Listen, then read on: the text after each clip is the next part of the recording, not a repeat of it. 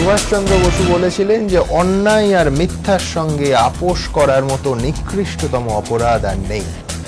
অনেকে বলেন যে এই মুহূর্তে, এই সময়ে, এই রাজ্যে যারা গুরুত্বপূর্ণ সরকারি পদে আছেন তাদের অনেক কিছুর সঙ্গে আপোষ করতে হয়। কেউ পারেন, কেউ আবার পারেন না। যেমন একজন পারেননি, যিনি পারেননি রাজ্যের একমাত্র সুপার স্পেশালিটি হাসপাতালে দীর্ঘ রোগীর যে লাইন পড়ে তাকে উপেক্ষা করে নেতার আত্মীয়ার প্রিয় কুকুরের জন্য ডায়ালিসিসের বন্দোবস্ত করে দিতে, এবং অভিযোগ সেই জন্যই নাকি শাসকের রোষ এবং তারপর শাসকের কোপ।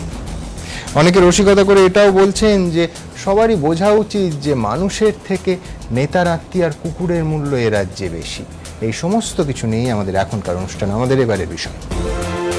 প্রদীপের নিচে অন্ধকার, মানুষের হাসপাতালে কুকুরের ডায়ালিসিস রুখে শাসকের রোষে চিকিৎসক। আলোচনার জন্য আমার একদিকে রয়েছেন ডক্টর সজল বিশ্বাস, ডক্টর ফুয়াদ হাকিম, দুজনেই চিকিৎসক, অন্যদিকে অরুণাভ ঘোষ, কংগ্রেস নেতা এবং শিক্ষক বিজন সরকার। ডক্টর প্রদীপ মিত্র, প্রাক্তন অধিকর্তা এসএসকেএম হাসপাতালের, এই অনুষ্ঠানে যোগ দিয়েছেন। প্রদীপবাবুকে দিয়েই এই অনুষ্ঠান শুরু করব, কিন্তু তার আগে যে ঘটনার জন্য আমাদের এত কথা বলতে হলো সেই চমকে দেওয়া ঘটনা আপনাদের সামনে রাখবো। আমার প্রতি অন্যায় হয়েছে। কর্মজীবনে অজানা রোগের দেখা তিনি বহুবার পেয়েছেন। এবার দেখা পেলেন অজানা কারণের, যে কারণের জেরে রাজ্যের একমাত্র সরকারি সুপার স্পেশালিটি হাসপাতাল এসএসকেএম থেকে তাকে বদলি করা হলো সাগর দত্ত মেডিকেল কলেজ হাসপাতালে। আমি তো কিছুই জানি না ব্যাপারটা যে কি হলো, কারণ গতকাল পর্যন্ত আমার প্রিন্সিপাল সেক্রেটারি হেলথের সঙ্গে বিভিন্ন ডেভেলপমেন্টের ব্যাপারে, প্রজেক্টের ব্যাপারে কথা হয়েছে, তখনও কিছু জানি না। আজকে হঠাৎ এরকম শুনলাম যে ট্রান্সফার অর্ডার হয়ে গেছে এবং সঙ্গে সঙ্গে রিলিজও হয়ে গেছে। অনেকেই অবশ্য বলছেন কারণটা অতটাও অজানা নয়। আনন্দবাজার পত্রিকায় প্রকাশিত খবর অনুযায়ী কয়েকদিন আগেই তৃণমূল নেতা নির্মল মাঝির কথা মতো তার ঘনিষ্ঠ আত্মীয়ার কুকুরের ডায়ালিসিসের জন্য সব ব্যবস্থা প্রায় পাকা হয়ে গিয়েছিল এসএসকেএমে। ভাবুন, মানুষের হাসপাতাল, মাথা খুঁটেও যেখানে অনেকে চিকিৎসা পান না, সেখানে কিনা কুকুরের ডায়ালিসিস।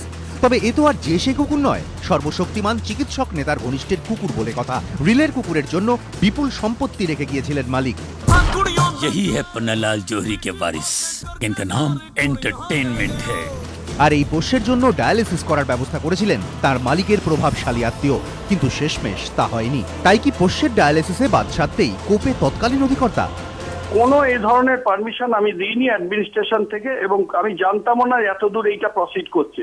এবং যখন জানতে পারি তখনই আমাদের অর্পিতা রায়চৌধুরী, আমাদের যিনি ডাক্তার সেদিন ছিলেন, তাকে বারণ করি এই ধরনের প্রসিডিউর যাতে না করা হয়।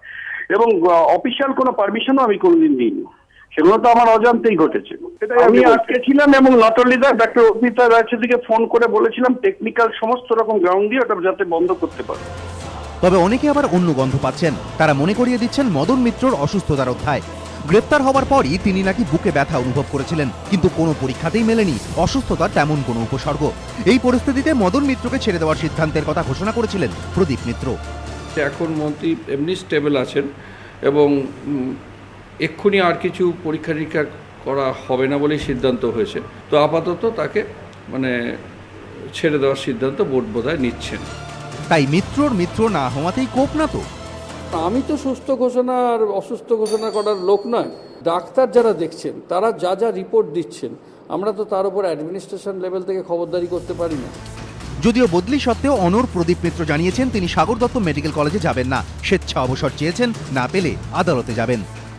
ভিআরএস যদি না পাওয়া যায় তো কোর্টে যেতে হবে, তাতে আমি হারতেও পারি, সেটা যে কোর্টই বলবে তখন। মুখ্যমন্ত্রীকে জানাবেন আপনি ব্যক্তিগতভাবে? না, আমি আর কি জানাবো, উনিই তো অর্ডার দিয়ে আমাকে ট্রান্সফার করেছেন। প্রদীপ মিত্রর বদলি প্রসঙ্গে স্বাস্থ্য শিক্ষা অধিকর্তাকে প্রশ্ন করা হলে তিনি কোনো উত্তর দিতে চাননি। মানে একটা প্রশ্ন, কোনো প্রশ্নের কোনো উত্তর কোনো প্রশ্নের কোনো উত্তর দিতে পারবো না। This not the time I have come here to answer any question. Please 8 বছর এসএসকেএম সামলেছেন মাথা উঁচু করে।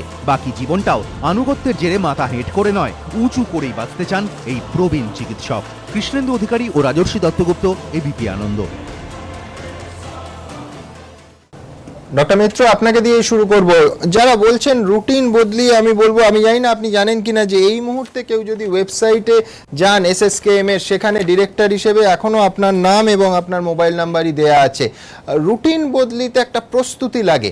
আপনার যে বদলির নির্দেশ পান তার পেছনে কতটা সময়, কতটা প্রস্তুতি এবং পদ্ধতি মানা হয়েছে বলে আপনার মনে হয়? আমার তো মনে হয় যে একদমই মানা হয়নি, কারণ হচ্ছে যে আমি তো আগেই বলেছি যে আমি ইনফ্যাক্ট সেদিন টিচার্স ট্রেনিং আমি টিচার্স ট্রেনিং প্রোগ্রামে ছিলাম। সেখানে আমি 10-12 বছর ধরে টানা টিচারদের ওরিয়েন্টেশন কোর্স পড়াই। তো সেখানে আমাকে জানানো হলো যে আমার ট্রান্সফার হয়ে গেছে, এবং তারপরে মোবাইল মারফত অনেক আগেই নাকি কিসে fax জানানো হলো করে ডক্টর আমাদের মিত্র? পাঠিয়ে দেওয়া কি হয়েছে। করে আপনি প্রথম order জানলেন আমার যে আপনার ট্রান্সফার হয়ে গেছে? 1 নম্বর। 2 হচ্ছে আমরা জানি যে এই প্রসেস আমাদের মেনে fax সরকারি করে নাকি- সমস্ত ফাইল চালাচালিতে স্বাস্থ্য ভবন থেকে রিলিজ পেতেই 3-4 দিন লেগে যায়, তারপরে তো দায়ভার বুঝিয়ে দেয় ইত্যাদি। আপনি কি রিলিজ পেয়ে গেছেন? আমার প্রথম প্রশ্ন হচ্ছে যে আপনি কি করে জানলেন, কেউ আপনাকে ফোনে জানালো কিনা, এবং দ্বিতীয় প্রশ্ন হচ্ছে যে রিলিজ কি আপনি পেয়ে গেছেন ইতিমধ্যেই? হ্যাঁ, এইটা না, পুরো অর্ডারটাও জানেননি। আমি টিচার্স ট্রেনিং এ ছিলাম, ডাইরেক্টর অফ মেডিকেল এডুকেশন আমাকে বললেন একটা আছে, খবর আছে, তো একটা ট্রান্সফার হয়ে গেছে। তো আমি তো অবাক হয়ে গেলাম। আমি বললাম ক্লাসটা নিয়ে যাচ্ছি, গিয়ে স্বাস্থ্যভবনে গিয়ে শুনলাম যে অলরেডি নাকি অর্ডার ফ্যাক্স করে আমার অফিসে পাঠিয়ে দেওয়া হয়েছে। তারপরেই একটা অর্ডার, আবার একটা সেকেন্ড অর্ডার ফ্যাক্স করে দেওয়া হলো, সেটা হচ্ছে স্বাস্থ্যভবন থেকে আমাকে রিলিজ করে দেওয়া হয়েছে। আপনি কেন স্বেচ্ছাবসর নেওয়ার কথা ভাবছেন? কেন মনে করছেন যে এই পদ থেকে যেভাবে যে পদ্ধতিতে আপনাকে সরানো হলো সেটা অত্যন্ত অপমানজনক? গতকাল থেকে এতবার আপনি এই শব্দটা ব্যবহার করেছেন, কেন স্বেচ্ছাবসরের কথা ভাবছেন? দেখুন, পিজির হাসপাতালের যে পোস্টটা না, এটা ডাইরেক্টর একটা সম্মানজনক পোস্ট। এটা সব কলেজের প্রিন্সিপালদের মধ্যে ইন্টারভিউ নিয়ে তবে এটা করা হয়েছে। এটা একটা ডাইরেক্টর এসএসকেবে সবাই ইন্টারভিউ দিয়েছিল। মনে আছে 7 বছর আগে আপনি যখন এই পদে গেলেন তখন একাধিক আজকের স্বাস্থ্যক্ষেত্রের তারকারা সবাই ইন্টারভিউ দিয়েছিলেন, আপনি তার ভেতরে এই পদে যান, আমার মনে আছে সেটা। হ্যাঁ, সেখানে আমাদের আজকে ডিএমই তিনিও দিয়েছিলেন তখন। তো যাই হোক, যেটা মেইন কথা হচ্ছে যে এই পোস্টটাকে বলা হয় যে সুপার স্পেশালিটি হসপিটাল। সবসময় বলে রাজ্যের একমাত্র সুপার স্পেশালিটি, এবং এই 7 বছর ধরে এই হসপিটালটাকে আমি সেভাবেই গড়ে তুলেছি। হ্যাঁ, ডেফিনেটলি আমাকে ব্যাকগ্রাউন্ডে আমাদের অ্যাডমিনিস্ট্রেটর হেল্প তো থাকবেই, আমাকে হায়ার অথরিটির হেল্প লাগবে, ফাইন্যান্সিয়াল হেল্প লাগবে, কিন্তু সেগুলো পেলেও তো সব জায়গায় সেভাবে গড়ে তোলা যাচ্ছে না। কিন্তু এখান থেকে একটা রিলেটিভলি নতুন কলেজে পাঠিয়ে দেওয়া, এবং সেটা এই প্রসেসে এরকমভাবে ডিম রিলিজ করে, এটা অপমান। দেখুন, রাজনৈতিক মহলে কান পাতলেই ডক্টর মিত্র যেটা শোনা যায় সেটা হচ্ছে আপনি সেই ব্যক্তি যিনি নিজে হয়তো নন, কিন্তু যার নেতৃত্বে ডাক্তাররা, মাননীয় মন্ত্রী মদন মিত্রর যখন সুস্থ ঘোষণা হলো সেই ফিট সার্টিফিকেট, আপনি কোনো আপত্তি করেননি, বা আপনি বলেছিলেন যে ডাক্তাররা যা মনে করছেন সেই সার্টিফিকেটই দেওয়া হবে, তাই বলা হবে। সেইটাও কিন্তু রাজনৈতিক মহলে উষ্মার কারণ হয়েছিল ডক্টর মিত্র।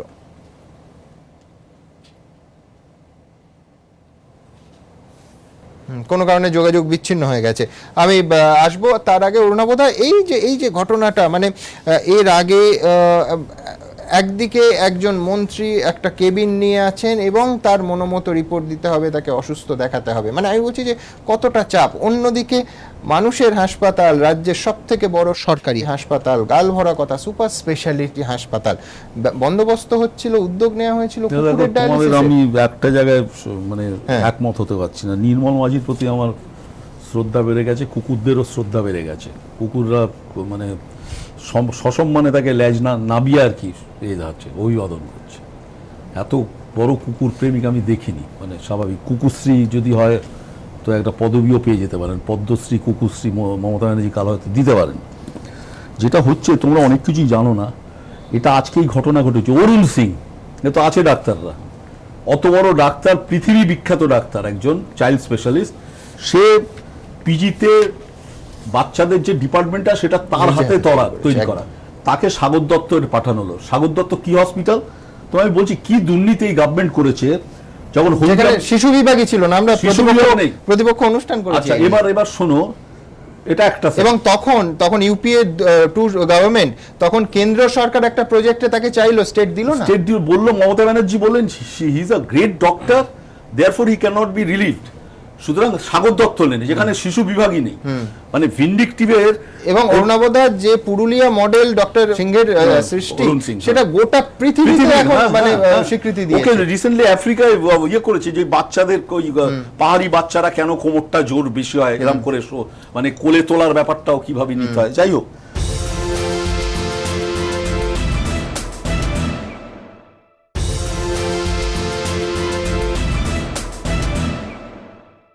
হলদিয়া মেডিকেল কলেজ এই গভর্নমেন্ট করেছিল বাদ। যখন আমি মামলাটা ছাত্রদের পক্ষে ছিলাম, যখন মামলাটা হচ্ছে আমি সাগর দত্ত লেনের সঙ্গে সাগর দত্ত কলেজের সঙ্গে কম্পেয়ার করেছিলাম। হলদিয়ার যে ফেসিলিটিস ছিল লক্ষণ শেঠের, সেটাদের কিচ্ছু ছিল না, লাইব্রেরি নেই, নেই, বসার জায়গা নেই, কোপরের টালির চাল এখানে করে একটা হসপিটাল মেডিকেল কলেজ করা হয়েছে। নিশিতা মাত্রে বলে আমাদের জজ ছিলেন ডিভিশন বেঞ্চে, উনি বলেন আমি এটা মেডিকেল MCI পাঠাবো, তারপর তোমার কলেজে রেকগনিশন থাকে কি করে দেখবো। এবার কি হলো, যেদিন লক্ষণ শেঠ পাল্টি খেলো, মানে CPM থেকে পাল্টি খেলো, এই আইকোরকে আজকে রেকগনিশন দিয়ে দিয়েছে এই গভর্নমেন্ট দিয়েছে, এবং নিজস্ব লোক একটা পাঞ্জাবি গ্রুপকে তারা চালাচ্ছে, সেখানে লক্ষণ শেঠ আছে, এবং এটা চিফ মিনিস্টারের সম্মতিক্রমে হয়েছে। এটা আজকে নতুন না। আজকে মদনের ব্যাপার, মদন আছে, ওরা বলেছে সুস্থ, ঠিক আছে, ওখানে যাক, সেটা আমি বাইরে থেকে বুঝতে পারছি না।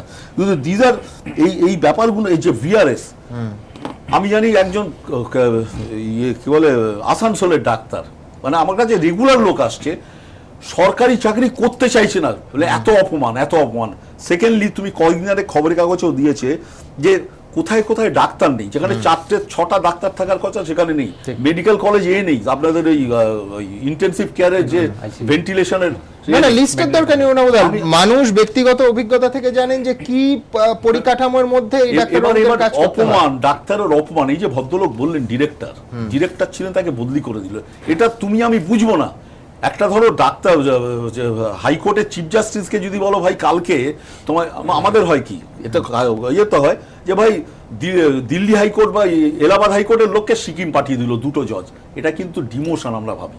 এই ভদ্রলোক একজন ডিরেক্টর, তাকে সাগর দত্ত লেনে পাঠিয়ে, সাগর দত্ত লেন বলছি মানে এমনি হাসপাতালের অবস্থা, আমি ওই সাগর এই চিত্তরঞ্জন, ঠিকই। আমি একবার ডক্টর মিত্রের কাছে, ডক্টর মিত্র, স্বেচ্ছাবসর VRS না দেওয়ারও একটা সম্ভাবনা থেকে যায়।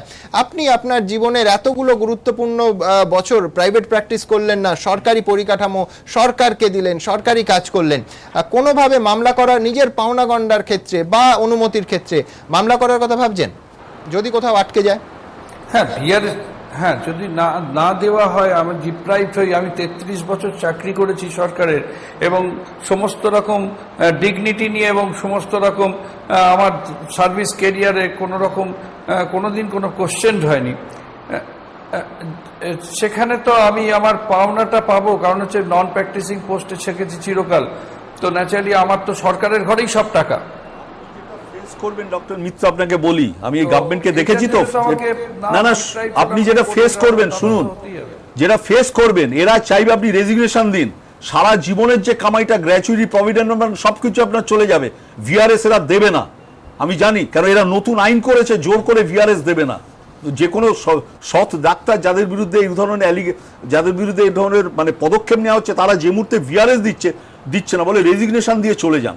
ডক্টর মিত্র, সেক্ষেত্রে কি করবেন? আদালতের দ্বারস্থ হবেন? না, আমি তো আদালতের দ্বারস্থ হবই তাহলে সেক্ষেত্রে, কারণ আমি রেজিগনেশন কেন দিতে যাব? আমার তো রেজিগনেশন আমার তো সরকারি চাকরি, সে আজকে সরকারের পোস্টের ব্যাপার না, সরকার পরিবর্তন হয়, কিন্তু আমাদের চাকরি তো থেকেই যায়, চাকরিটা তো গভর্নমেন্ট চাকরি। ডক্টর মিত্র, আমি যেটা বলছিলাম, আপনার সঙ্গে যোগাযোগ মাঝে বিচ্ছিন্ন হয়ে গেছিল, যে অনেকেই বলছেন, রাজনৈতিক মহলে শুনতে পাওয়া যায় যে আপনি হস্তক্ষেপ করেননি যখন ডাক্তাররা বললেন যে রাজ্যের মাননীয় একজন মন্ত্রী তিনি সুস্থ, সেক্ষেত্রে সুস্থ এবং ফিট সার্টিফিকেট তিনি পেয়ে গেলেন, সেখানে রাজনৈতিক অনেক ব্যক্তিত্ব আপনার ওপর যথেষ্ট রুষ্ট হয়েছিলেন। না, এইটা অতটা ঠিক না, কারণ হচ্ছে বোর্ড মেম্বার্সরা যখন যা দিয়েছে সেটাই আমাদের MSBB মেডিকেল সুপারিনটেন্ডেন্ট জেল অথরিটিকে পাঠাতো। এখানে আমার ডাইরেক্ট রোল কিন্তু কোনো কিছু ছিল না সেই সেন্সে। ডক্টর মিত্র, আরেকটা প্রশ্ন ওঠে, আমি বুঝি যে সরকারি পরিকাঠামোয় উচ্চপদস্থ সরকারি হয়তো মিডিয়াকে, হ্যাঁ, কাজ করতে গেলে অনেক বাধ্যবাধকতা থাকে, কিন্তু একটা চিকিৎসক সত্তার কাছে আমার প্রশ্ন আছে, সেটা হচ্ছে উডবার্ন ওয়ার্ড, আস্ত কেবিন, দিনের পর দিন যে হাসপাতালে লোকে একটা বেড পায় না, সেখানে শুধু প্রভাবশালী বলে একজন কেবিনে থেকে যাবেন এবং লক্ষ লক্ষ টাকা শুধু পরীক্ষা হয়ে যাবে, এটা চিকিৎসক হিসেবে আপনাকে পীড়া দেয় না? 4 মাস হয়ে গেছে। হ্যাঁ, আমি দেখুন, আমি তাই জন্য প্রায় প্রতি সপ্তাহেই আমরা হ্যাঁ, আমরা কিন্তু আমি সেই জন্য প্রায় এই প্রশ্নটা একদিন আসতে পারে ভেবেই আমি বলছি, আমি কিন্তু প্রতি সপ্তাহে যে চিকিৎসকদের আন্ডারে উনি রয়েছেন, আমি একটা মেডিকেল রিপোর্ট প্লেস করতে বসি, কিন্তু প্রতি সপ্তাহে যখন চিকিৎসকরা যেই রিপোর্টটা দেন তাতে সবসময় থাকে যে এইটা করতে হবে বা কোনো টেস্ট করতে হবে বা এখন স্টেবল নয়, তো ন্যাচারালি সেইভাবে সেই রিপোর্টটাই আমাকে পাঠাতে হয়। অর্থাৎ এই জন্য রিসেন্টলি যেটা হয়েছে কয়েকটা টেস্টের কথা তারা বলেছেন, সেই টেস্টগুলো পিজিতে হয় না সেটা জানিয়ে দিচ্ছি, তারপর সেই অবস্থায় রয়েছে। ডক্টর মিত্র, আপনার কাছে আমার শেষ প্রশ্ন, আপনি কি জানেন যে আপনি গত পরশু অবধি যে সংস্থা, যে এসএসকেএম হাসপাতালের অধিকর্তা ছিলেন, সেখানে ইতিমধ্যেই একজন সাংসদ আমাদের ক্যামেরার সামনে তার বক্তব্য পর্যন্ত রেখেছে ওই অভিযুক্ত মন্ত্রী এবং তার উদ্যোগে একটা ফুটবল ম্যাচ হবে। আমার বিষয়টা এই জন্য যে হাসপাতালের ভেতরে গাড়ির হর্ন বাজানো যায় না, সেখানে ফুটবল ম্যাচ কি করে হবে, 1 নম্বর। আর 2, ফুটবলাররা কি ওই লিউকোপ্লাস মুখে লেগে যেরকম একসময় বিরোধীদের পরামর্শ দেওয়া হতো সেইভাবে ফুটবল খেলবেন? আমি জানি না, মানে আপনি জানেন এই উদ্যোগের কথা? না না, এটা তো আমার কোনো নলেজে নেই, আমি একদমই জানি না ব্যাপারটা। আপনাকে ধন্যবাদ।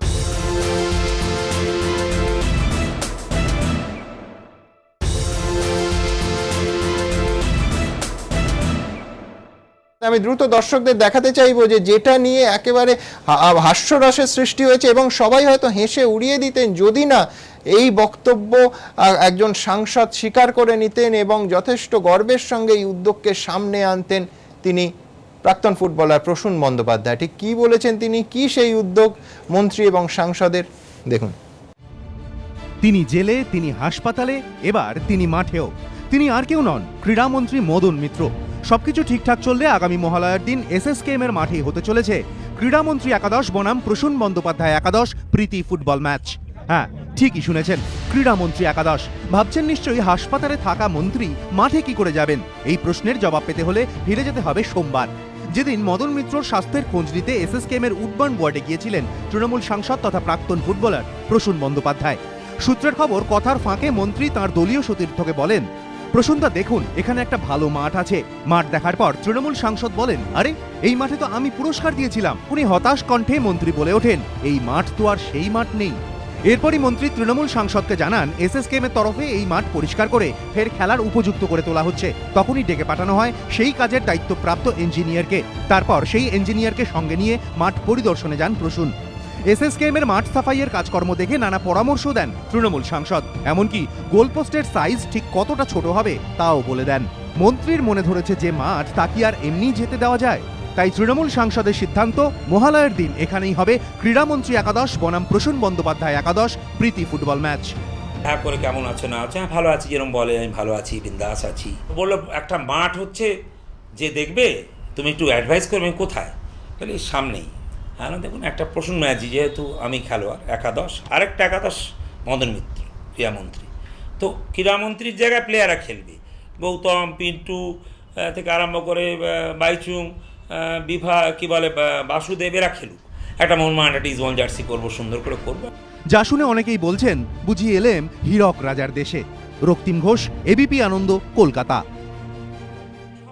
ডক্টর বিশ্বাস, আমি ফুটবল এবং তার বিনোদন পাঠে অবশ্যই আসবো, কিন্তু তার আগে আমার মূল প্রসঙ্গে আসবো। সেটা মুদ্রার আরেকটা যেটা দিক, সেটাও কম ভয়ঙ্কর নয়।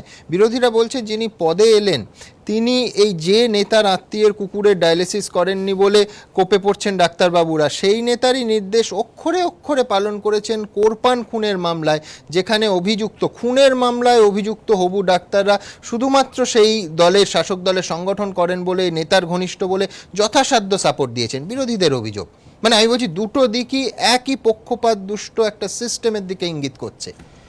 হ্যাঁ, এখানে যে ঘটনাটা ঘটেছে, যে পিজির যে ডিরেক্টরকে সরিয়ে দেওয়া হয়েছে হঠাৎ করে, এটা নিশ্চয়ই খুব হঠাৎ হয়েছে এবং রুটিন ট্রান্সফারের যে নিয়মগুলো থাকে সেই নিয়মগুলো এখানে মানা হয়নি। এটা খুব ঘটনা, কার্যকরী ঘটনা। কিন্তু এখানে আরেকটা বিষয়ও আছে যে ট্রান্সফার একটা সময় হবে, এটাও একটা নিয়ম, যে 7 বছর 8 বছর একটা জায়গায় রয়েছে, নিশ্চয়ই ট্রান্সফার নিশ্চয়ই হবে। কিন্তু তার আগে তাকে সময় দেওয়া দরকার ছিল। যদি রুটিন ট্রান্সফার হয়ে থাকে, তার একসাথে আলোচনা বসার দরকার ছিল যে কি তার সুযোগ সুবিধা কি আছে না আছে, কোথায় গেলে আরও বেটার কাজ করতে পারবে, সেগুলো নিশ্চয়ই দেখার কথা ছিল, কিন্তু সেইগুলো এক্ষেত্রে দেখা হয়নি। এটা মনে হয় যেটা হচ্ছে যে আমাদের রাজ্যে স্বাস্থ্য দপ্তরে ট্রান্সফার পলিসি বলে কিছু নেই। এই যে MES মেডিকেল এডুকেশন সার্ভিসে যে ট্রান্সফার পলিসিটা তৈরি হয়েছিল 1995 সালে, এবং সেই কাগজটা এখন বস্তার তলায় পাওয়া যাবে খুঁজে আর কি, এবং তখনকার যে পরিস্থিতি ছিল এখন পরিস্থিতি মানে আকাশ পাতাল পার্থক্য হয়ে গেছে। সেখানে নতুন করে ট্রান্সফার পলিসি তৈরি হওয়ার দরকার ছিল না। এবার যেখানেই এই অ্যাম্বিগুইটি থাকবে, যেখানেই ট্রান্সফার পলিসির স্বচ্ছতা থাকবে না, সেখানেই দুর্নীতি হবে, সেখানে নেতাদের খুশি করে চলতে হবে। এবং এই ক্ষেত্রে আমরা আমাদের অ্যাসোসিয়েশন সার্ভিস ডক্টরস ফোরাম থেকে বারবার আমরা ডেপুটেশন দিয়েছি এবং বারবার বলেছি যে একটা সুনির্দিষ্ট একটা ট্রান্সফার পলিসি তৈরি করা হোক, না হলে এই যে দুর্নীতি চলছে, স্বজন পোষণ চলছে, এবং এটাই হচ্ছে একমাত্র হাতিয়ার শাসক দলের, যার মাধ্যমে কোনো ডাক্তারকে তারা তাদের বশংবদ করে ফেলতে পারে বা সেইভাবে চলে মানে চালাতে পারে। এক্ষেত্রে আমরা পিজির ক্ষেত্রে আমরা যেটা দেখি যে যিনি অধিকর্তা, যাকে নিয়ে এত ঘটনা, তিনি মানে দীর্ঘ 8 বছর ওখানে রয়েছেন এবং তিনি অত্যন্ত দক্ষ একজন প্রশাসক, এবং তিনি আগের জমানাতে 34 বছরের যে বামফ্রন্টের জমানা, তাদের যে শাসক দলের যে স্বার্থ ছিল সেই স্বার্থকেও তিনি যেভাবে খুব দক্ষতার সাথে চরিতার্থ করেছেন। এবং শুধু আধ ঘন্টা পিজির অধিকর্তার ঘরে থাকবেন, আমি বলছি যে নেতা মন্ত্রী বিধায়কদের ভর্তির সুপারিশ নিয়ে আধ ঘন্টায় অন্তত 4টে কেস সেখানে এসে লাইন দেয়। মানে এই চাপের মধ্যে একজন অধিকর্তাকে কাজ করতে হয়। আমি যেটা বলি যে এই যে সুপার স্পেশালিটি আপনি যে মুহূর্তে পলিটিক্সের বাইরে, সরকারের খুশি অখুশির বাইরে সিস্টেমটাকে বেরোবেন, তখনই তাকে বের করে দেওয়া হয়। গড়াইয়ের ক্ষেত্রে যেটা হলো অত বড় গড়াইয়ের ক্ষেত্রে হয়েছে, শ্যামাপদ গড়াইয়ের সঙ্গে যেটা হয়েছে, এবং এই সিরিজ, এই তালিকা কিন্তু থামার নয়, তার কারণ এটা ক্রমশ বেড়ে চলেছে। এসএসকেএম থেকে হঠাৎই বদলি প্রদীপ মিত্র। শাসক ঘনিষ্ঠ প্রভাবশালী চিকিৎসক নেতার কথায় সায় না দেওয়াতেই কি বদলি? চিকিৎসক মহলের একাংশ বলছে অনুগত না হলে অপমান করে খ্যাতনামা চিকিৎসককে রাজ্য ছাড়া করার উদাহরণও রয়েছে। সদ্যজাত চিকিৎসায় বিশ্বখ্যাত পুরুলিয়া মডেলের জনক নিওনেটোলজিস্ট অরুণ সিংহকে এসএসকেএম থেকে সরিয়ে পাঠিয়ে দেওয়া হয়েছিল কামারহাটির সাগর দত্ত মেডিকেল কলেজে, যেখানে নিওনেটোলজি বিভাগই ছিল না। অভিযোগ, শিশু চিকিৎসা বিষয়ক টাস্কফোর্সের চেয়ারম্যান ত্রিদীপ বন্দ্যোপাধ্যায়ের সঙ্গে মনোমালিন্যের জন্যই তার উপর নেমে এসেছিল খাঁড়া। এহেন খ্যাতনামা চিকিৎসক অরুণ সিংহ 2012 ডিসেম্বরে পশ্চিমবঙ্গ ছেড়ে চলে যান নয়াদিল্লির স্বাস্থ্য মন্ত্রকে শিশু স্বাস্থ্য বিষয়ক জাতীয় উপদেষ্টা হয়ে। এখন তিনি অন্ধ্রপ্রদেশের মুখ্যমন্ত্রীর বিশেষ মেডিকেল উপদেষ্টা কমিটির সদস্য। বহু বিশিষ্ট চিকিৎসকই বলেন অরুণ সিংহের মতো ব্যক্তির রাজ্য ছাড়তে বাধ্য হওয়ায় তার হয়তো কোনো ক্ষতি হয়নি, কিন্তু ক্ষতি হয়েছে রাজ্যের। তার কিছু অসুবিধা নেই, ব্যক্তিগত তিনি তো কাজ জানেন, তিনি একটা বিরাট মাপের ডাক্তার। ইনস্টিটিউট অফ নিওনেটোলজি পিজিতে যেটা হয়েছে তাতে তার অবদান অসামান্য ছিল। একই অবস্থা বাঙুর ইনস্টিটিউট অফ নিউরোলজির প্রাক্তন অধিকর্তা শ্যামাপদ গড়াইয়েরও। মুখ্যমন্ত্রী হওয়ার দিন কয়েকের মধ্যেই আচমকা মহাকারণ যাওয়ার পথে রুট বদলে বাঙুর পৌঁছে গিয়েছিলেন মমতা বন্দ্যোপাধ্যায়। মুখ্যমন্ত্রীকে দেখে হাসপাতালে ভিড় জমিয়েছিলেন অসংখ্য মানুষ। ব্যাঘাত ঘটছিল রোগীদের চিকিৎসায়। একজন চিকিৎসকের দায়িত্ব পালন করে সেই অসুবিধার কথাই মুখ্যমন্ত্রীকে জানিয়েছিলেন বিআইএনের তৎকালীন অধিকর্তা শ্যামাপ্রসাদ গড়াই। এইভাবে কিন্তু একটা হসপিটালের মধ্যে সবাই এসে তো ভিড় করে পেশেন্টরা বসে আছে, তার উপর ভিড় চলে যাচ্ছে।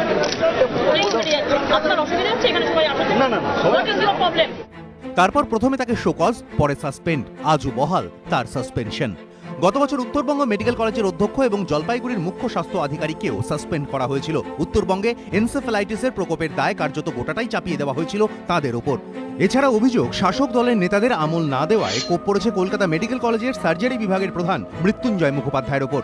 অভিযোগ, শাসকের বিরাগভাজন হওয়ায় কোপে পড়েছেন এনআরএস এর রেডিওথেরাপি বিভাগের প্রধান সুবীর গঙ্গোপাধ্যায়, এনআরএস এর অর্থোপেডিক বিভাগের প্রধান বিপ্লব আচার্য, এনআরএস এর জেনারেল সার্জারি বিভাগের চিকিৎসক মানস গুমটা, বর্ধমান মেডিকেল কলেজের চেস্ট বিভাগের প্রধান অনির্বাণ বিশ্বাস, স্বাস্থ্য শিক্ষা দপ্তরের বিশেষ সচিব মনোজ চৌধুরী, এসএসকেএম এর নিওনেটোলজি বিভাগের চিকিৎসক শ্যামল সর্দার। অনেকেই কটাক্ষের সুরে বলছেন শাসক অনুগত না হলেই শাস্তি, হয় সাসপেন্ড নয় সাগর দত্ত মেডিকেল কলেজে বদলি। অনেকে কটাক্ষের সুরে বলছেন স্বাস্থ্যের প্রভাবশালী রাজনৈতিক কর্তাদের কাছে সাগর দত্ত যেন কোনো মেডিকেল কলেজ নয়, স্বাস্থ্যের ডাম্পিং গ্রাউন্ড। এবিপি আনন্দ। ফুয়াদ, দেখুন এই ডক্টর শ্যামাপদ গড়াই অত্যন্ত স্বনামধন্য চিকিৎসক, আজ অবধি তিনি সাসপেন্ডেড। কি করেছিলেন? বলেছিলেন যে সদল বলে একটা ওটিতে বা একটা হাসপাতালের মধ্যে শান্তিভঙ্গ হয়, এবং সেটাও একজন চিকিৎসক সুলভ দায়িত্ব নিয়েই বলেছিলেন। মানে প্রদীপ বাবুর হচ্ছে অবস্থা দেখে আমার হচ্ছে একটু করুণা আসছে। আপনি ভাবুন, আপনি যে কথাটা বলছিলেন যে 4জন 5জন করে নেতাদের এমপি বিধায়কের কাগজ নিয়ে ওখানে দাঁড়িয়ে আছেন। আমি জানি নির্দিষ্টভাবে উনি সবাইকে খুশি করতে পারেননি। অনেক মানুষ ওনার কাছে গেছেন, ওনারা কিন্তু চিকিৎসা লাভ না করে পিজির ওই বড় দরজা থেকে বেরিয়ে চলে গেছেন, ওনার ট্রান্সফার হয়নি। উনি একটা কুকুরের হচ্ছে চিকিৎসার জন্য হচ্ছে কথা তুলেছেন, তার জন্য ওনার ট্রান্সফার হচ্ছে। মানে পশ্চিমবাংলার সামনে আজকে এই প্রশ্ন কি মানুষ যদি সরকারি হাসপাতালে হচ্ছে চিকিৎসা না পায় অধিকর্তার ট্রান্সফার হবে না, কুকুর যদি না পায় তার ট্রান্সফার হয়ে যাবে। এই হচ্ছে বিষয়। প্রেক্ষাপটটা কি আছে? প্রেক্ষাপটটা আমি বলে দিই। ওই 21শে জুলাই মমতা ব্যানার্জি যখন বলেছিল যে 90% কাজ হয়ে গেছে, ওনার মাইন্ডসেট এবং ওনার মন্ত্রীর মাইন্ডসেট আছে যে 90% চিকিৎসা ব্যবস্থাপনা ওনারা করে ফেলেছে। ফলে পিজির এখন দায়িত্ব আছে দুটো মূল জায়গায় গবেষণা করা। এক হচ্ছে যে মানুষের রোগ নাই তাকে কি করে রুগী আখ্যা দেওয়া, এটা গভীর গবেষণা হচ্ছে পিজির মধ্যে চলছে। দ্বিতীয় হচ্ছে যেহেতু মানুষের জন্য পরিষেবা সম্প্রসারণ হয়ে গেছে, এবার মানুষের বাইরে কুকুর হচ্ছে আমাদের ব্যবস্থা করবে। এই গভীর গবেষণা হচ্ছে তৃণমূলের তরফ থেকে, তারা হচ্ছে পিজিকে ম্যান্ডেট দিয়েছে এবং ওটা করছে। কিন্তু আমি বলছি যে at the end of the day jokes apart সবথেকে বড় সাফারার বাস্তবটা কি আছে?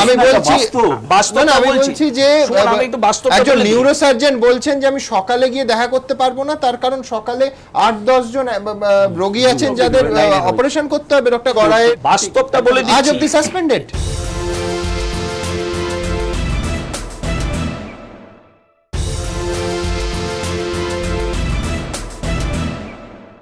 Health on the March, Mamata Banerjee নিজের দপ্তর থেকে এই বই প্রকাশ করছে এবং পশ্চিমবাংলার স্বাস্থ্যর যে বাস্তব চিত্র আছে তার তথ্যগুলো এখানে আছে। কি বলছে? 2010-এ আমাদের শিশু মৃত্যুর হার 31 ছিল, 2012-তে সেটা বেড়ে 32 হয়েছে। পৃথিবীতে এরকম কোনো এলাকা নেই যেখানে শিশুর মৃত্যুর হারটা বাড়ে, পশ্চিমবাংলায় সেই খ্যাতিটা অর্জন করেছে। এই জায়গা মমতা ব্যানার্জি নিয়ে গেছে। আরেকটা যেটা বলি আপনাকে, সেটা আপনি যদি বেড অকুপেন্সি রেট দেখেন, আমাদের পশ্চিমবাংলায় সমস্ত যে বেডগুলো আছে, primary health centre, block centre, secondary হাসপাতাল, আপনি দেখবেন যে আমাদের এখানে 2010 সালে সাব ডিভিশন হাসপাতালে বেড অকুপেন্সি রেট ছিল 89.4%। মানে বছরের মধ্যে প্রায় 90% দিন পেশেন্ট বেডে থাকতো, সেটা 2012-তে হচ্ছে 75%-এ নেমে গেছে। রুরাল হাসপাতাল 2010-এ হচ্ছে 95.5%, মানে মোটামুটি হচ্ছে সারা বছর বেডের উপরে পেশেন্ট শুয়ে আছে। 2012 সেটা 61%-এ নেমে গেছে, 40% দিন ফাঁকা আছে। ওটা কারণ আছে, নির্মল মাঝিকে দেখে রোগী পালিয়ে যাচ্ছে। আমি বলছি অ্যাকচুয়ালি প্রাইভেটে চ্যানেলাইজ হয়ে যাচ্ছে। শেষটা ব্লক প্রাইমারি হেলথ সেন্টার 84% ছিল 2010 সালে, 2012 সালে সেটা হচ্ছে 52%। মানে 6 মাস হচ্ছে ব্লক প্রাইমারি হেলথ সেন্টারে বেড ফাঁকা আছে। এই কথাটা মমতা ব্যানার্জি বলছে, আর কেউ বলছে। আপনি আমায় বলুন যে কোনো পেশাদার ডাক্তারবাবু যারা পেশায় সফল, তারা প্রাইভেট প্র্যাকটিস ছেড়ে সরকারি পরিকাঠামোয় কেন আসবে যে তাকে যদি নেতাকে তুষ্ট করে চলতে হয়? মানে আমি বলছি আজকে সমস্ত সাধারণ মানুষ ওয়ার্স সাফারার, এবং তাই হবে অবধারিত। তার কারণ হচ্ছে যে প্রদীপ মিত্রকে সরিয়ে যাকে আনা হয়েছে, বিরোধীরা বলছেন যে সেখানেও একটা রাজনীতি আছে, ওই শাসক দলকে তুষ্ট করে চলার রাজনীতি হয়েছে বিরোধীদের অভিযোগ। যাকে সরানো হলো তাকে কেন সরানো হলো, যাকে আনা হলো কেন আনা হলো, তিরস্কার ও পুরস্কারের নেপথ্যে কারণ কি, এই দুই প্রশ্নেই এখন তোলপাড় এসএসকেএম। একদিকে প্রশ্ন উঠছে, তবে কি সরকারি হাসপাতালে তৃণমূল নেতার আত্মীয়ার কুকুরের ডায়ালিসিস রোখা এবং পরিবহন মন্ত্রীকে সুস্থ বলাতেই রাজরোষে পড়তে হলো প্রদীপ মিত্রকে? কিছু একটা চক্রান্ত, এবং সেখানে স্বাস্থ্য ভবনেরও কেউ কেউ জড়িত আছে। হয়তো কতিপয় মানুষ ভুল বোঝাতে সক্ষম হয়েছে মুখ্যমন্ত্রীকে, এইটুকু আমি বলবো। প্রদীপ মিত্রর জায়গায় এসএসকেএমের অধিকর্তা করা হলো নীলরতন সরকার মেডিকেল কলেজের অধ্যক্ষ মঞ্জু বন্দ্যোপাধ্যায়কে। তাঁর এই পুরস্কৃত হওয়ার কারণ কি? চিকিৎসক মহলের একাংশের দাবি, কোরপান সাহাকে পিটিয়ে মারার ঘটনায় তৃণমূলের চিকিৎসক নেতার নির্দেশ মতো যেভাবে জুনিয়র ডাক্তারদের আড়াল করেছিলেন মঞ্জু বন্দ্যোপাধ্যায়, তারই পুরস্কার স্বরূপ এসএসকেএমের দায়িত্ব দেওয়া হলো তাকে। উল্টো দিকে তৃণমূলের চিকিৎসক বিধায়ক নির্মল মাঝির আত্মীয়ার কুকুরের ডায়ালিসিস রুখে তাঁর কুনজরে পড়ে সরতে হলো প্রদীপ মিত্রকে। শাসক দলের চিকিৎসক নেতার অনুগামীরা বলতেই পারেন এসবই নিন্দুকের বক্তব্য, কিন্তু যেভাবে প্রদীপ মিত্রকে সরানো মাত্র মঞ্জু বন্দ্যোপাধ্যায় তড়িঘড়ি দায়িত্ব গ্রহণ করলেন, তা কি অবাক করার মতো নয়? এরপরও কি গোটা বিষয়টিকে রুটিন বদলির তত্ত্ব বলে চালানো যায়? রুটিন ট্রান্সফার বলে আমি মানছি না। কারণ মানছি না এই জন্যে যে তাহলে আমাকে এরকম তড়িঘড়ি হঠাৎ সকালবেলা অর্ডার করে রিলিজ করে স্বাস্থ্যমন্ত্রীকে পাঠিয়ে দেওয়া হতো না। প্রাক্তনী যখন রুটিন বদলির তত্ত্ব মানতে নারাজ, তখন বর্তমানের গলায় প্রত্যাশিতভাবেই সেই রুটিন বদলের সুর। নতুন দায়িত্বের প্রথম দিনই সকাল সকাল এসএসকেএমে হাজির মঞ্জু বন্দ্যোপাধ্যায়। আমি সরকারি অর্ডারে জয়েন করেছি, ঠিক আছে, যেমনভাবে আগে কাজ করে এসেছি করে যাব। এসএসকেএমে বিতর্কে ঘেরা আগমনের সঙ্গেই নয়া অধিকর্তার কপালে জুটল কংগ্রেসের বিক্ষোভ প্রদর্শন। একটা দক্ষ যোগ্য সৎ ডাক্তারকে পথ খোয়াতে হলো। ধিক্কার জানাই, লজ্জা জানাই। একজন গেলেন, একজন এলেন। এসএসকেএম এর ওয়েবসাইটে অবশ্য এখনো অধিকর্তা হিসেবে সেই প্রদীপ মিত্ররই নাম। রাজস্বী দত্তগুপ্ত, কৃষ্ণেন্দু অধিকারী ও হিন্দোল দে, এবিপি আনন্দ। বিজন, সমস্ত কিছু বাদ দাও, মানে আমি বলছি যে তোমার তৃণমূল সত্তাকে আমার প্রশ্ন নয়, তুমি আমি এখানে যারা আছি প্রত্যেকে অসুস্থ হই এবং ডাক্তারবাবুদের কাছে যেতে হয়। আজকে বলো যে এই চিকিৎসা সিস্টেমটাকে যদি রাজনীতিবিদদের প্রভাব মুক্ত না করা যায় তাহলে কিন্তু তোমাকেও সাফার করতে হবে। অসুখটা দেখবে না যে বিজন শাসক দলে আছে, আচ্ছা রোগটা একটু ভয় পেলো, সবাই পাচ্ছে, অসুখটা পাবে না। ঠিকই। আচ্ছা আমি একটু অন্য দিক থেকে দেখি, যে তোর 34 বছর এরকম হয়েছে না? একদমই না, আচ্ছা একদমই নয়। নতুন কথা যেটা ফুয়াদ্দা বললেন না, প্রবীর ব্যানার্জির কথা আমি বলতে চাইছি না, পিজি থেকে কেন সরিয়ে দিলেন, আমি একটু অন্যভাবে দেখতে চাইছি। না বলো না। না আমি বলবো না, তথ্য থাকলে বলতে অসুবিধা কি? হ্যাঁ, প্রবীর ব্যানার্জিকে সরানো হয়েছিল পিজি থেকে, মামলাটা আমি জিতেছিলাম, প্রবীরের মামলা। এবার প্রশ্ন হলো, ডাক্তার প্রদীপ মিত্র একজন ভালো প্রশাসক ডাক্তার, তিনি 7 বছর বা 8 বছর দায়িত্ব পালন করেছেন এসএসকেএম এর ডিরেক্টর পদ। এই পদটাকে বলা হচ্ছে যে অন্য অধ্যক্ষদের যেমন রয়েছেন তাদের সমতুল্য পদ। এবার তিনি এই কাজটা দারুণভাবে করেছেন, এটা নো ডাউট সবাই বলছেন, ঠিকই আছে। এবার একটা হাসপাতালে যেখানে তাকে ট্রান্সফার করা হলো, সবাই বলছেন এটা সম্মানীয় জায়গায় ছিলেন, আর একটু মানে এটা ততটা কাজ নেই, সেখানে পাঠানো হচ্ছে। না আর্গুমেন্টটা তুমি ওনার বুঝলে না। উনি বলছেন যে এই পদটায় আমার ইন্টারভিউ দিয়ে আমায় যেতে হয়েছিল, এটা সরকারের ফেভার করেছিল আমায় তখন নয়, নিয়োগের সময়। আমি ওই প্রশ্নেই উঠছি না, আমি বলছি দারুণভাবে ইন্টারভিউ দিয়েছেন, ভালো মানুষ, ভালো ডাক্তারবাবু, তিনি ভালো কাজ করেছেন, 7 বছর 8 বছর কাজ তো করলেন একটা জায়গায়। এবার একটা হাসপাতাল, সাগর দত্ত হাসপাতালে তাকে ট্রান্সফার করা হচ্ছে। হাসপাতাল, এটা কি হাসপাতাল নয়?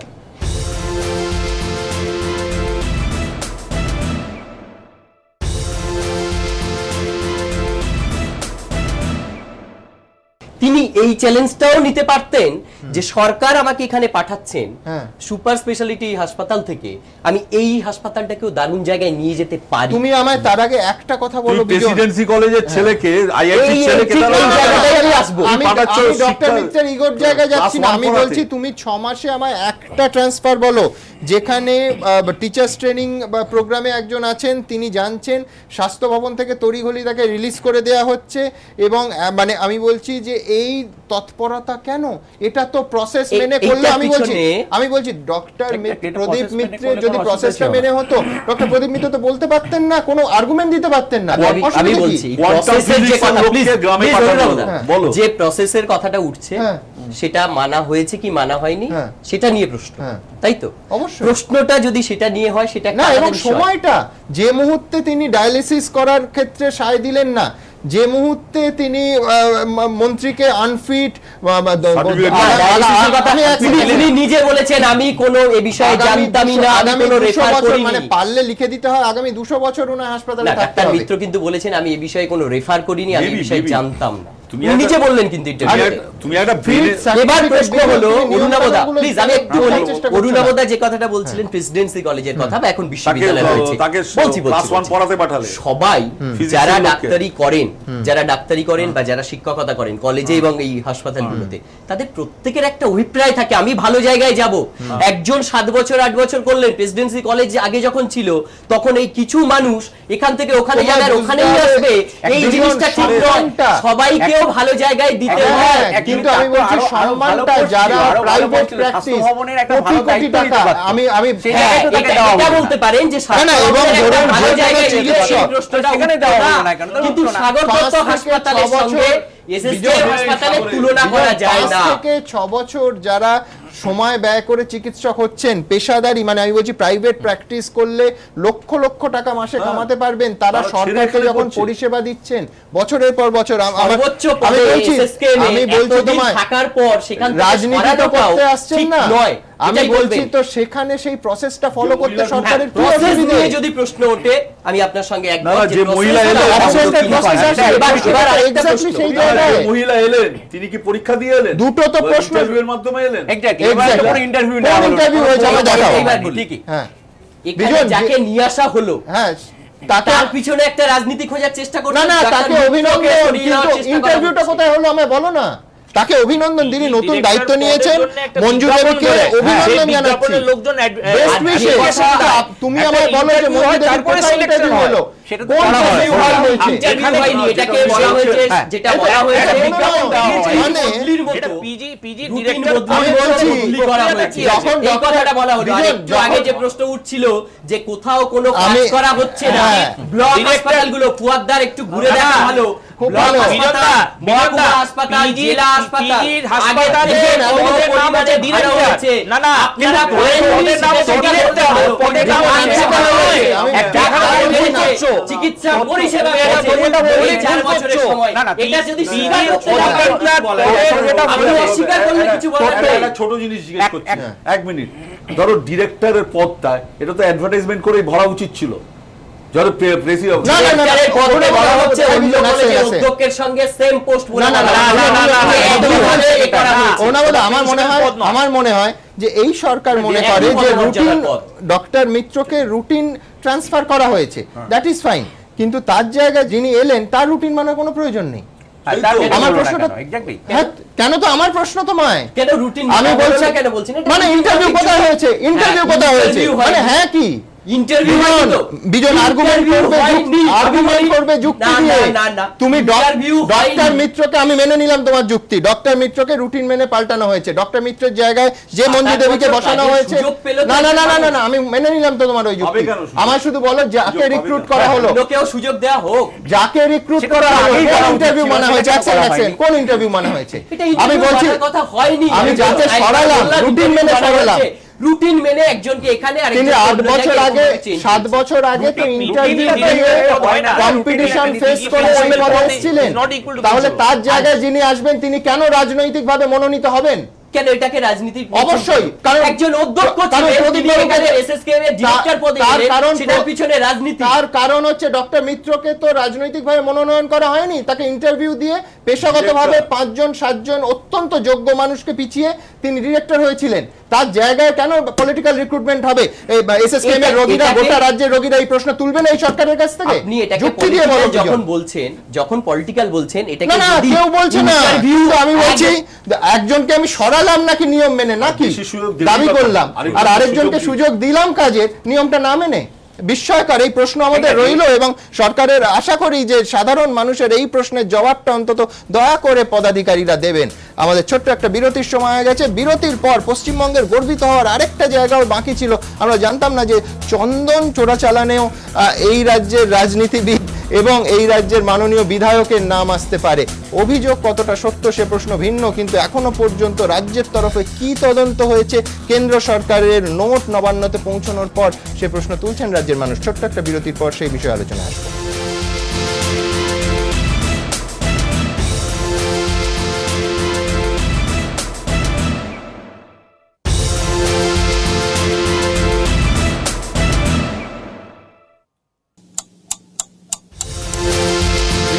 পশ্চিমবঙ্গের ললাট লিখনে বোধহয় এইটুকু লজ্জাই বাকি ছিল যে মানুষের হাসপাতালে কুকুরের ডায়ালিসিসের উদ্যোগ আপনাদের দেখিয়েছি, কিন্তু বাংলার মানুষ আজকে সকালে সংবাদপত্রে প্রথম পাতায় চোখ রেখে চমকে উঠলেন যে চন্দন চোরাচালানে এ রাজ্যের শাসক দলের বিধায়কের যুক্ত থাকার অভিযোগ, এবং সেই অভিযোগ রাজ্যের বিরোধী দলরা করেনি, সেই অভিযোগ একটা কেন্দ্র সরকারি নোট যা সরাসরি পৌঁছেছে নবান্নে।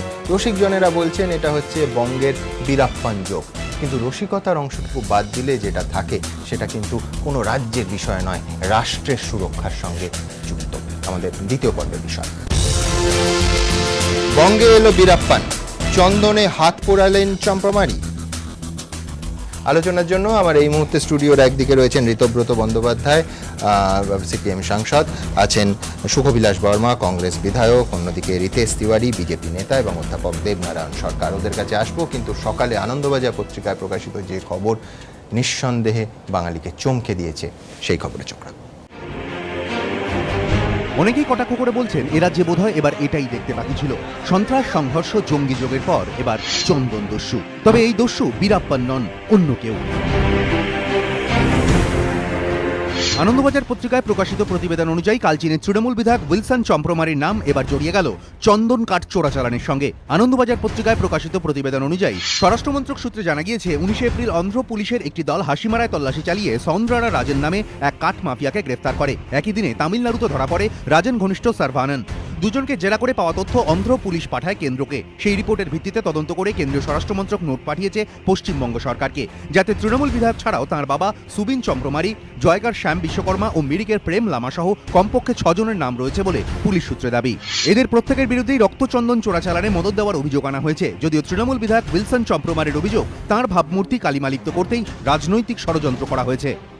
इसका साथ में मेरा कोई ताल्लुकात नहीं है। मैं एक जनता का प्रतिनिधि हूँ। मैं हर समय पब्लिक के लिए अपना काम में मैं बिजी रहता हूँ। मेरे को बदनाम करने के लिए हो सकता है पॉलिटिकल पार्टी मतलब इसको और भी बदनाम करने के लिए चाह रहा है कि बदनाम हो जाए।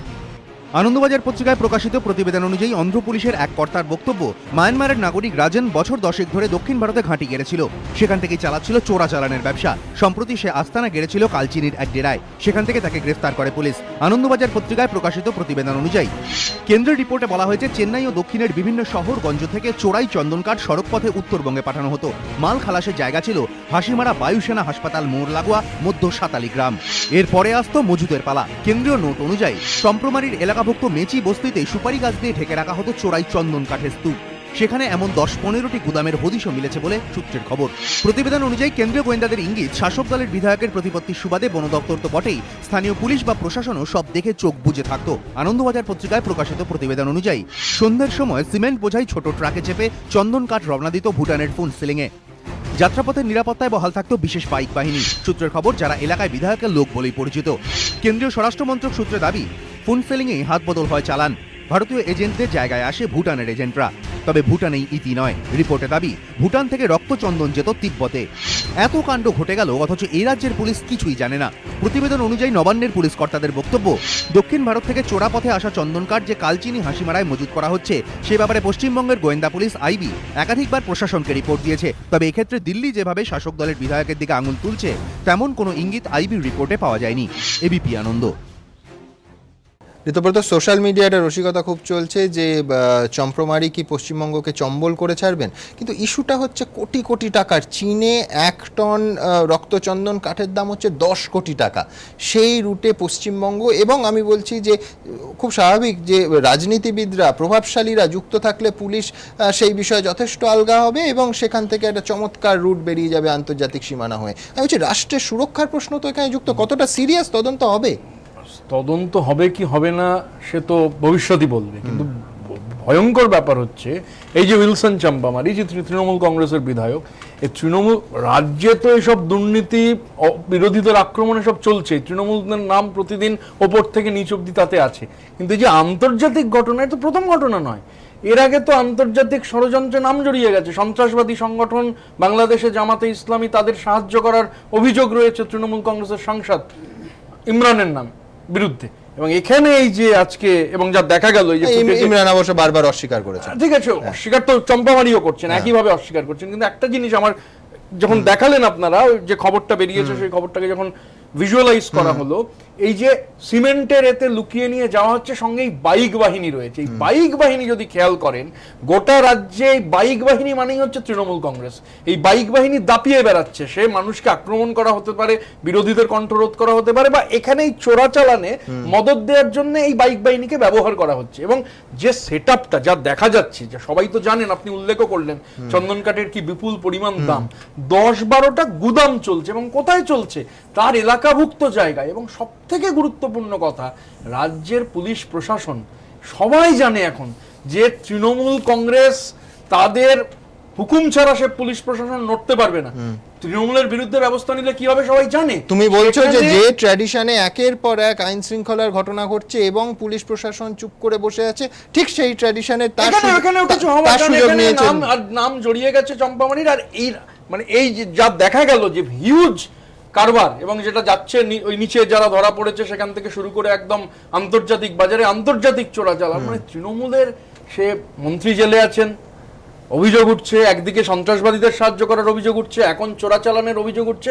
মানে নিশ্চিতভাবে উইলসন চম্পামানিরা তৃণমূলের মুকুটে মণিমুক্ত জলজল করছে না, একেবারে রাজ্যের মাথায় হেঁটে হয়ে যাচ্ছে, কাটা যাচ্ছে, তাতে তৃণমূলের কিছু যায় আসে না। আর এ তো ঘোড়া কেনা বেচা, এই উনি তো অন্য দলের বিধায়ক ছিলেন, উনিও তো সেই ঘোড়া কেনা বেচার মধ্যে অবশ্যই সেই প্রসঙ্গে আসবো। তার আগে আপনাদের দেখাবো, এক সপ্তাহ হয়নি জেলা শাসক, মহিলা জেলা শাসককে যে ভাষায় চম্প্রমারি বক্তব্য রেখেছেন এবং তিরস্কার করেছেন, কার্যত গালিগালাজ করেছেন বলে অভিযোগ।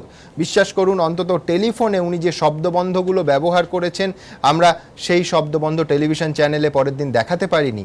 এই শব্দবন্ধ অন্তত ইদানিংকালে বাংলার কোনো রাজনীতিবিদ ব্যবহার করেছেন বলে আমাদের জানা নেই। আমাদের নিজস্ব শব্দ দিয়ে সেই শব্দ ঢেকে আপনাদের সামনে টেলিকাস্ট করতে হয়েছিল, কিন্তু এখনো পর্যন্ত তার বিরুদ্ধে কোনো ব্যবস্থা নেওয়া হয়নি। দেখুন, নির্দল থেকে তৃণমূল বিধায়ক রাজনীতির সাবলুডো খেলায় সিঁড়ি বেয়ে তরতরিয়ে ওপরে ওঠা উইলসন চম্প্রমারির বিরুদ্ধে এবার রক্তচন্দন চোরাচালানের অভিযোগ। মোর্চার সমর্থনে নির্দল প্রার্থী হিসেবে জেতার পর থেকেই চম্প্রমারির দাপট শুরু হয়। 2011 সিপচুতে পুলিশ মোর্চা সংঘর্ষে সামনে থেকে নেতৃত্ব দেওয়ার অভিযোগে তাকে গ্রেফতারও করা হয়েছিল, কিন্তু মোর্চা মমতা সম্পর্ক অবনতি হওয়ার পরই 2013 26 মার্চ তৃণমূলে যোগ দেন উইলসন চম্প্রমারি। তারপরই আরও বলিয়ান হয়ে ওঠেন তিনি। সম্প্রতি আরও এক বিতর্কেও জড়িয়েছেন তৃণমূলের এই প্রভাবশালী বিধায়ক, জেলা শাসককে কুরুচিকর ভাষায় হুমকি দিয়ে। সবাইকে জ্বালাই মারি দেবো আমি ওএসডিও মানে জেডি অফিসে। আপনি সাথে ছিলেন, ডিএম বলছে বাউন্ডারি ওয়াল ভেঙেছে, আমি ডিএম এর এগেইনস্টে এখনই আমি সিএম কে কমপ্লেইন করতেছি। আমি অত বড় সাহস কে দিছে? ডিএম কে কোন বাচ্চা ওটা? হুমকির ভাষা এতটাই জঘন্য যে তার গোটাটা সম্প্রচার পর্যন্ত করা সম্ভব হচ্ছে না। বাদ দিতে হচ্ছে তৃণমূল বিধায়কের ভাষণের বেশ কিছুটা অংশ, কারণ শাসকের এই ভাষা সম্প্রচারের অযোগ্য। আর বিধায়ক অবলীলায় যার সম্পর্কে এই ভাষা প্রয়োগ করেছেন তিনি আর কেউ নন, আলিপুরদুয়ারের জেলা শাসক, একজন মহিলাও বটে।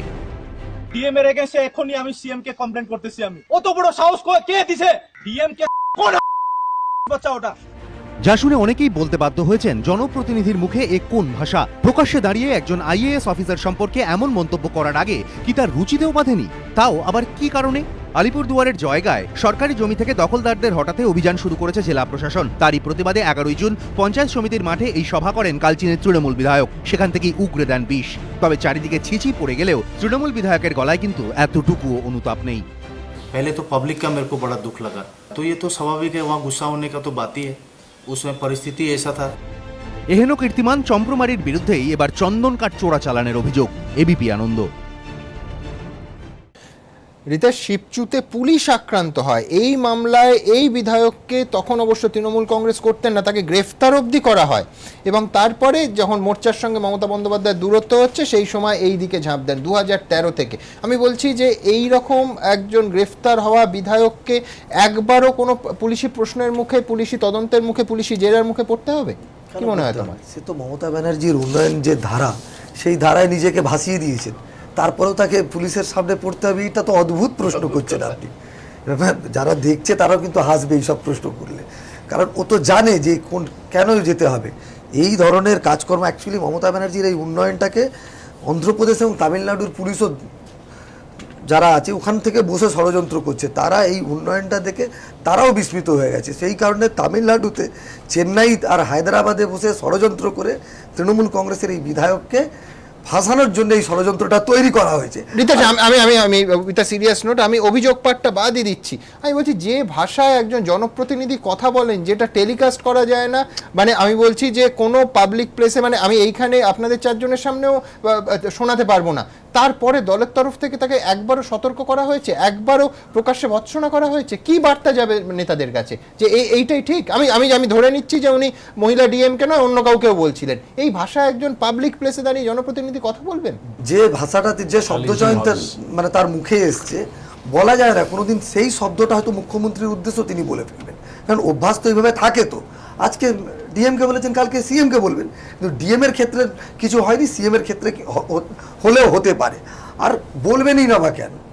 যেখানে মুখ্যমন্ত্রীর বডি ল্যাঙ্গুয়েজ, তিনি অঙ্গভঙ্গি করে অন্য পার্টির নেতাকে গালি দিতে পারেন, তার দলের এমএলএ এটা করতে পারবে না? তাই তো ছোট ঘটনা, সাজানো ঘটনা বলা যেতে পারে। সুতরাং তার এটা করার এখতিয়ার আছে। এই দলে যে কোনো নেতা যে কোনো শব্দ ব্যবহার করতে পারেন। অপর দলের ক্ষেত্রে, এক্সিকিউটিভদের ক্ষেত্রে তার কথা যদি না শুনে যা ইচ্ছে বলতে পারেন, কিচ্ছু বলা যাবে না। নির্বাচনের আগে অবধি এই সমস্ত কাজ করার ওদের অধিকার রয়েছে, এটা আমাদেরকে মানতে হবে।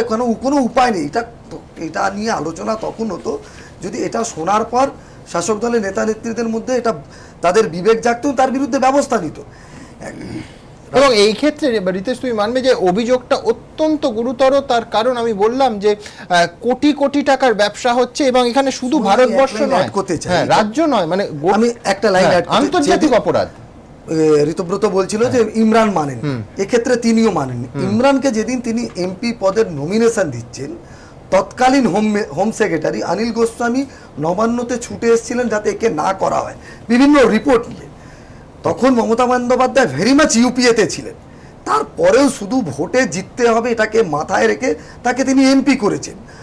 গোর্খা নেতাদের টাইট দিতে হবে বলে দল ভাঙিয়ে তাকে দলে নিয়ে এসেছেন। এবার আলিপুরদুয়ার আলাদা জেলা হবে, তাকে দেখে নেপালি ভোট আনতে হবে। শুধু ভোটে জিততে হবে, আর যা ইচ্ছে দিনের বেলা করুন, সন্ধ্যাবেলা বলতে হবে মা মাটি মাসুম জিন্দাবাদ, মমতা ব্যানার্জি জিন্দাবাদ, সমস্ত দোষ। ঠিকই আছে, প্রবলেমটা হয়ে গেছে এদেরই আবার সার্টিফিকেট তোমার মন্ত্রী দিয়ে বসেছে জিতেন্দ্র সিং। এইখানেই তো প্রবলেম হয়ে যাচ্ছে। জিতেন্দ্র সিং আমরা তখন পার্লামেন্টে তো হাজির, সেই বিবৃতি তোলপাড় হয়ে গেল পার্লামেন্ট, তৃণমূল সেটা নিয়ে আনন্দে উদ্বাহ নৃত্য করছে প্রায়। জিতেন্দ্র সিং বলেছে না কোনো কানেকশন নেই, অথচ all report clean chit. Jitendra Singh এর তারপরে জিতেন্দ্র সিং সাংবাদিক বৈঠক করে বললেন, আমার বক্তব্যটাকে যেভাবে বলা হচ্ছে সেটা বলা হয়নি। আগের বক্তব্য ছিল, মানে আমার নিজের মনে আছে ওটা বিলি হচ্ছিল হাউসের মধ্যে, আমি তখন হাউসে উপস্থিত, মানে ওই যা বক্তব্য প্রথম দিন এসেছিল সাংবাদিক সম্মেলনে, তৃণমূল সেটা বিলি করছিল। আমি দ্রুত একবার আপনাদের দেখাতে চাইবো যে এই কেন চন্দন কাঠের, বিশেষ করে রক্ত চন্দনের এই ব্যবসা আন্তর্জাতিকভাবে স্বীকৃত অপরাধ, এবং কত টাকা। আমি বলছিলাম যে চীনে 1 টন চন্দন কাঠের এই শ্রেণীর দাম হয় 10 কোটি টাকা, যার ফলে এইটা নিয়ে চোরাচালান এবং অপরাধ চলছে। তৃণমূল বিধায়ক উইলসন চম্প্রমারির হাত ধরে রাজ্যের শিরোনামে চন্দন কাঠ চোরাচালান প্রসঙ্গ। আর চন্দন কাঠ চোরাচালান মানেই তো চন্দনদস্যু বীরাপ্পন। দীর্ঘদেহী গোঁফধারী ছিপছিপে চেহারার যে মানুষটির হাত ধরে রীতিমতো বাণিজ্যের আকার নেয় রক্তচন্দন চোরাচালান। তামিলনাড়ু, কর্ণাটক, কেরলের জঙ্গল এলাকা জুড়ে ছিল তার দাপট। লটের পর লট রক্তচন্দন গাছ কেটে ভিন দেশে পাচার, কোটি কোটি টাকা আয়। চন্দনদস্যু কুসে মনীষস্বামী বীরাপ্পানের সেই জগতে এন্ট্রি ছিল না পুলিশ প্রশাসন কারো। সেখানে বীরাপ্পানি আইন, বীরাপ্পানি প্রশাসন। অভিনেতাকে অপহরণ থেকে নির্ভয়ে পুলিশ নিধন, তাকে কে আটকায়? পরিস্থিতি এমন জায়গায় পৌঁছয় যে তাকে ধরার জন্য 5 কোটি টাকার পুরস্কারেরও ঘোষণা করে পুলিশ। শুধু চন্দন কাঠ সাফ করেই নয়, 2000 সালে কন্নড়ের জনপ্রিয় অভিনেতা রাজকুমারকে অপহরণ করে গোটা রাজ্যকে নাড়িয়ে দিয়েছিলেন বীরাপ্পন। অবশেষে 3 দশকের এই জঙ্গল রাজের অবসান হয় 2004-এ। তামিলনাড়ুর টাস্ক ফোর্সের গুলিতে মৃত্যু হয় চন্দনদস্যুর, যদিও থামেনি চন্দন কাঠের চোরাচালান।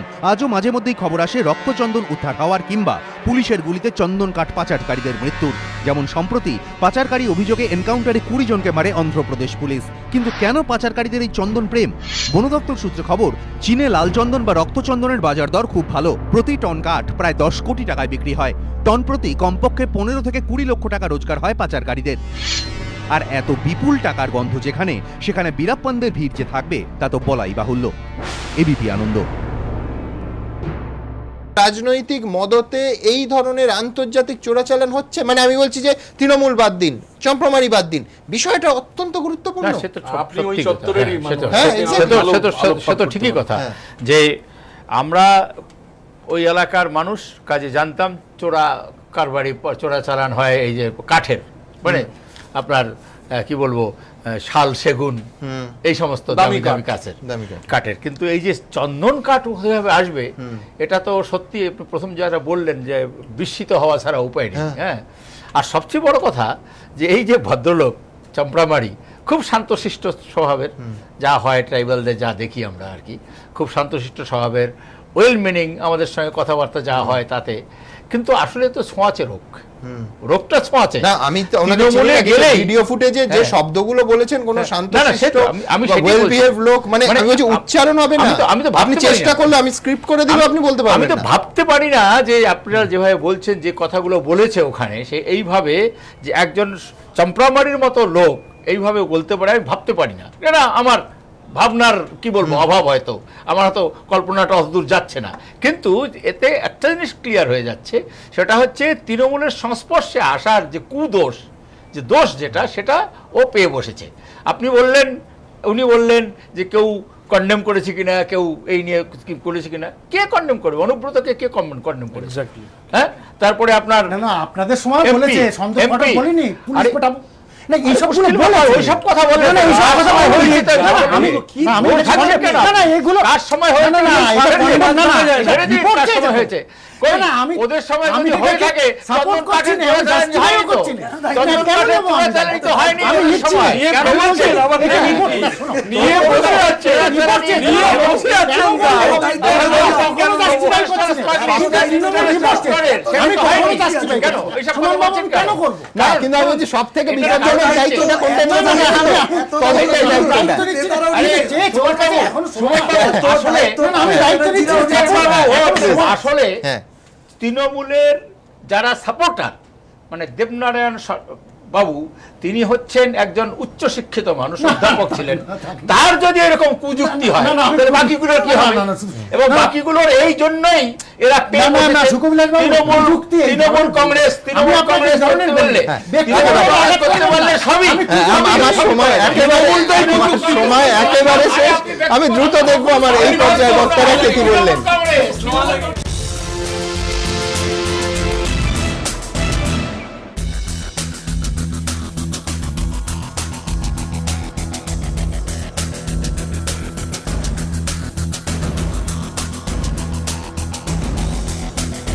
এই অনুষ্ঠান এখানেই শেষ। আমরা সরাসরি টস করে দেবো স্টুডিওতে অন্যান্য খবরের জন্য। ভালো থাকবেন সবাই, শুভরাত্রি।